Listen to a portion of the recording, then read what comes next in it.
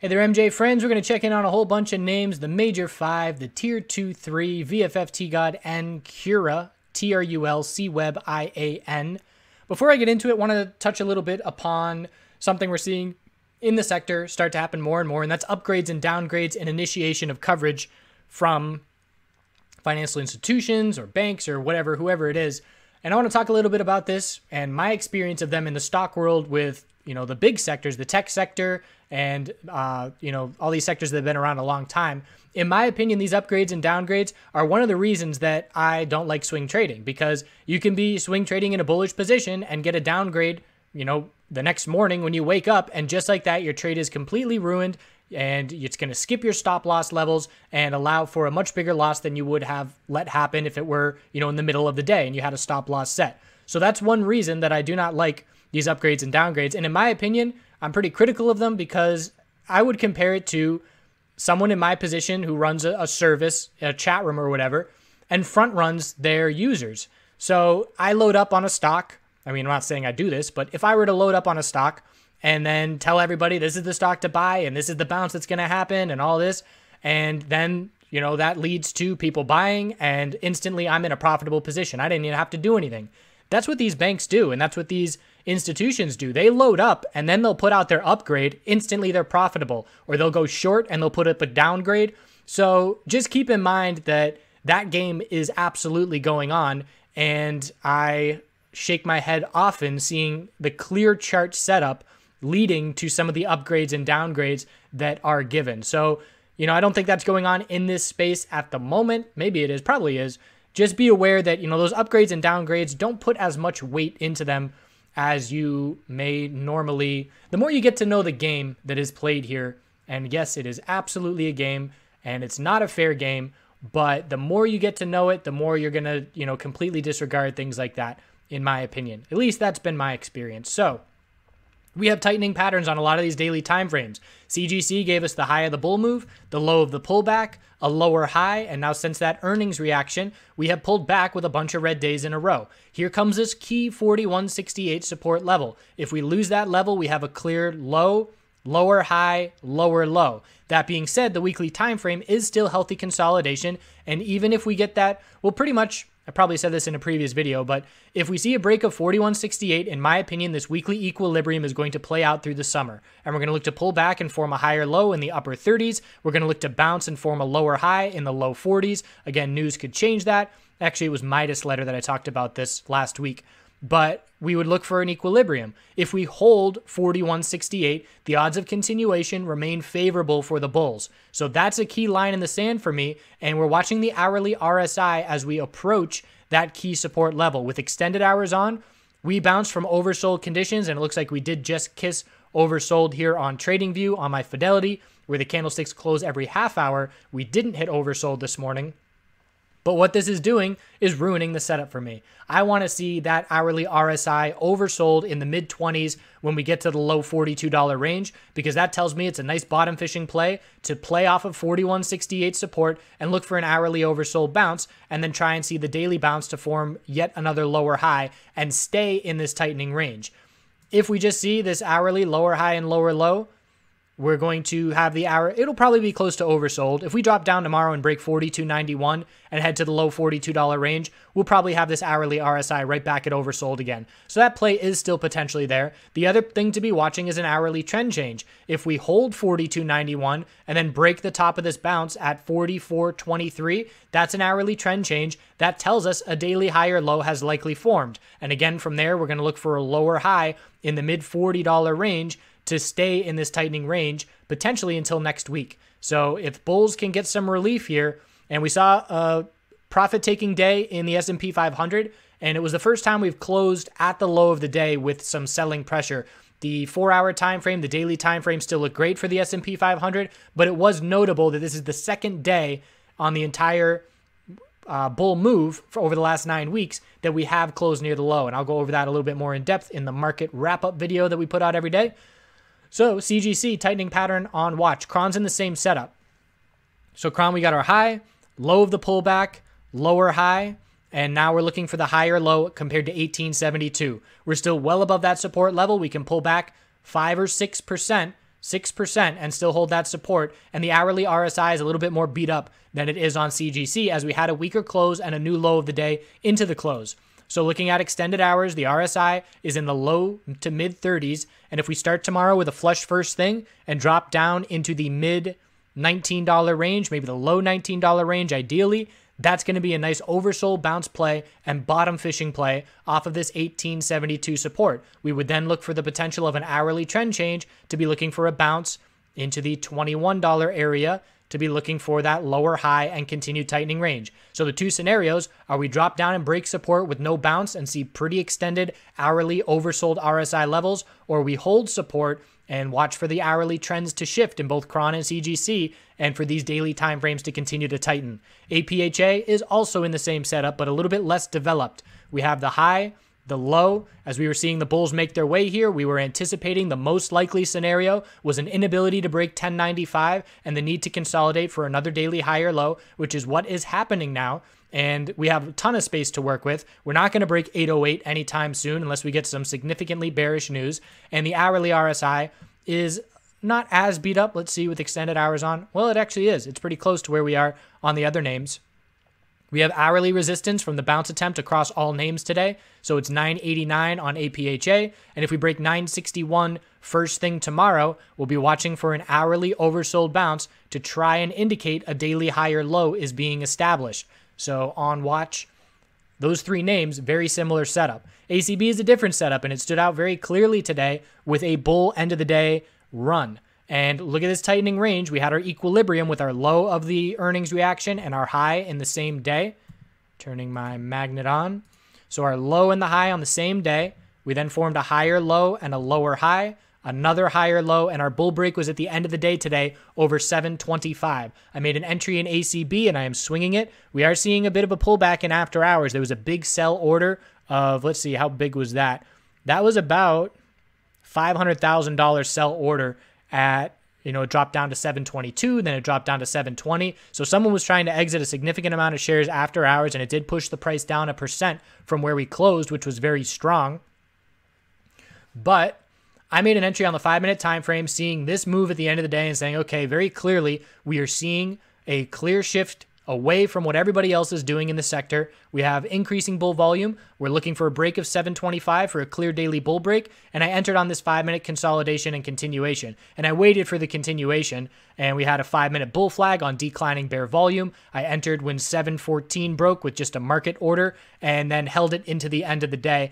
And it's a smaller position. And the reason it's a smaller position, SPY closed at the low of the day with bearish momentum. CGC and CRON are weak. And overall, I'm just not as confident. If you give me a strong MJ sector and everybody was closing strong, I probably would have doubled up my position into the end of the day looking for this swing. But I'm staying conservative in this space because the S&P 500 has not consolidated in 9.5 weeks, and that is keeping me conservative.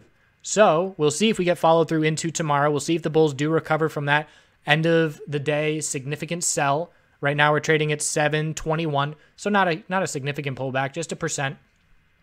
And another reason I was conservative and I'm swinging a smaller position is the hourly chart is very overextended. The low of the day was the last support, and then we just ran straight into overbought RSI levels. So the next resistance is 728, 738, and then 742. And we'll see if we can get confirmation and follow through on this daily bull move, because this daily trend change that just occurred is telling us our weekly higher low is established for now. So weekly consolidation, keeping the uptrend, weekly inside bar, broke bullish, and let's see what kind of follow through we can get.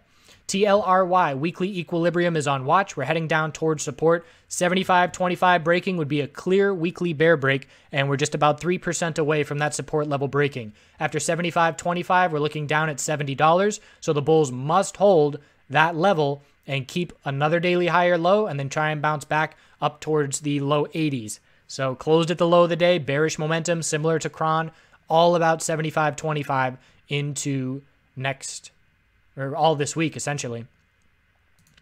Hexo on the daily is starting to pull back a little bit more convincingly. So we had lower wicks and a potential bull flag on the daily, increase in bear volume, and not as much dip buying with not as much of a lower wick here. Still just fine in terms of the daily uptrend. 708 is the level that has to hold to keep the bulls in control of the daily uptrend. So that's not at risk at this point. hourly RSI getting close to oversold. So if we do see weakness, a lot of these names are set up for hourly oversold bounces to be watching into tomorrow, depending on how we start the morning. And now ACB's back up to 725. So seeing some decent recovery from that one sell order that pushed everything down. So Hexo, again, we're watching everything to change hourly trends to tell us the daily higher lows have been established. And we're watching the hourly RSI. So we know that the hourly RSI is going to get to extreme levels if we're going to head down to this 708 key support anytime in the next couple days. So keeping an eye out for that shift in the hourly momentum. OGI trading sideways, holding up very well. Must hold support is 771, and it's all about $8 and then $8.15 as the resistance levels. Break is imminent here. Sometime in the next day or two, we're going to look for a break of either 771 and the need to clearly set a higher low compared to 718, or we're going to look at a bull continuation move, and this has the cup and handle pattern psychology here. Inability to break resistance, healthy consolidation, and let's see if we can get continuation. TRST, so this is a scenario, obviously a volume climax here, and a bearish engulfing candlestick and a close at the low of the day. So we're not seeing the same kind of momentum on as we saw on VFF with its uplisting. I exited my CTST. It's going to take a while to burn that into my brain. I exited that when we saw 3 rejections from the high of the day. So let's look at that real quick. CTST, I did have a swing position looking for the potential of the bulls to try and get that momentum. Again, look at the volume. This is the US space. A lot of people say, uplistings, they don't believe that it matters much, but this is institutions and hedge funds saying, wow, we can finally trade with liquidity now. And clearly seeing twice as much volume as at any point in the last 4+ months tells you that a lot of people are trading this name that were not trading it when it was on the OTC. So on the 5-minute time frame, I made my decision this morning where we just saw a rejection from 10.09, $10 psychological, and then 9.99, and I exited on this candlestick right here when we dropped down and hit a new low of the day. If you reject from a psychological level like that with no follow through multiple times, and then you drop down to a new low of the day, you're likely going to see profit taking. So I believe my bet is safe. I don't think we're hitting all-time highs this week, so no potato eating, but we're looking for an oversold bounce. Again, I mean, my whole list tomorrow is all MJ names. I don't even have to, prepare for what tickers am I going to be playing tomorrow. I'm watching TRST for an hourly bounce, Cron for an hourly bounce, VFF for an hourly bounce, which we'll look at in just a moment, and potential ACB continuation. So here on the hourly time frame for TRST is why I'm looking for this bounce. We lost the uptrend, but this is just a straight drop from that high. We don't have any little lower highs and lower lows. If we did, that's the bears taking a breather. That's, this is the bears getting extended. Imagine the bears running, and they're running the whole way. They're tired. The little bounces on the way down are when the bears stop and take a breather, catch their breath, and then give it another push down. So this is an extended move. The 15-minute RSI close to oversold. So what I would like to see is TRST weak first thing tomorrow morning and either double bottom or bottom fish 1173 support, or see a quick bear break and then look to buy that bear break and weakness in the mid $11 range to look for the hourly bounce to just set a lower high. We're not looking for any home runs, but that bounce, once we do find that hourly support level and we start to bounce, that bounce could see an easy, 5% before we find that hourly lower high that we would then be anticipating. VFF, top is in for now. No new all-time highs, in my opinion, in the near term. We've seen all-time highs 4 days in a row now, so I believe that pattern is going to break tomorrow because of the week close. So this is the US ticker. Let's go to Canada. Let's make sure the volume. So volume 4.6 million on the US. And the Canadian side of things. Oh, let's see. I was already on Canada. So let's compare it to the US. 4.6. Yeah, very easily still on the Canadian side of things for the volume. We'll watch for that to change like it does with most names, but hasn't happened yet. And here we had a nice equilibrium that gave the bear signal. So look at this 5-minute equilibrium from the morning. New all-time high, significant pullback, but just a higher low. There's our lower high.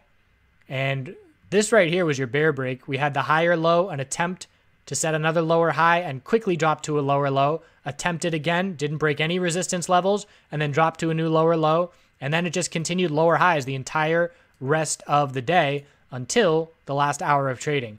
So a very clear 5-minute lower high pattern kept the bears in control literally from the open. There weren't really any fake outs at any point on that 5-minute trend. So why I'm interested in VFF, again, the hourly time frame is extended. We saw a little bounce at the end of the day. I wanted to close weaker.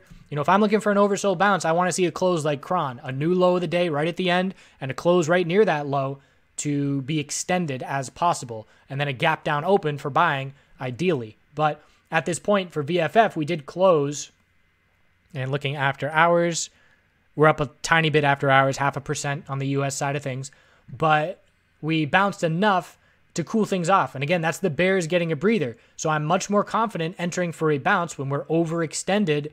And if this were a red candlestick and we close at the low of the day, I'd be very, looking forward to buying that bounce in the morning. But that little bounce does cool things off at the end of the day. And looking out on the 15-minute time frame, we can see that. So again, it's the same thing as TRST. Potential for a bottom fishing play with 1268 support tomorrow morning.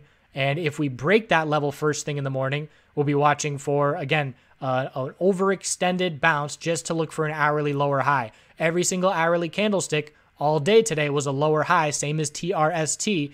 That shows me that it's getting a bit extended coming off of a very significant bull run for both names. TGOT on the daily time frame.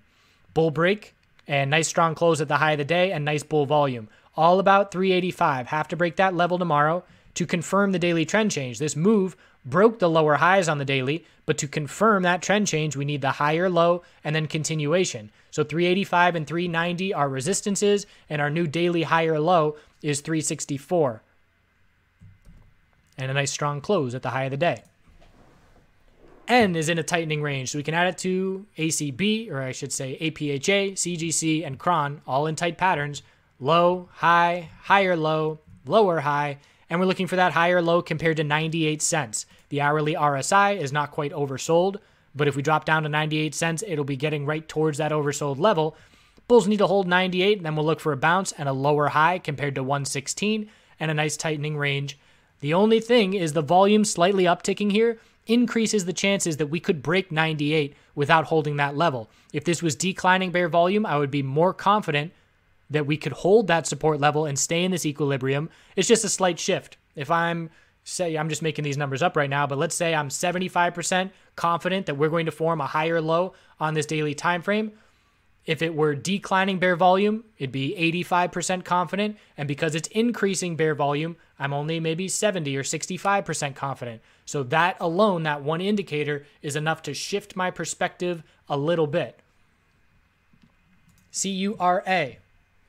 Unable to see daily continuation. And again, the weekly consolidation at this point doesn't need to see continuation right now. It'd be great for the bulls, but we can consolidate another 2 weeks and be fine as long as we don't see high bear volume or big significant breaks on new lows. So we're clearly struggling in the mid $10 area, and we're going to be watching key 950 support.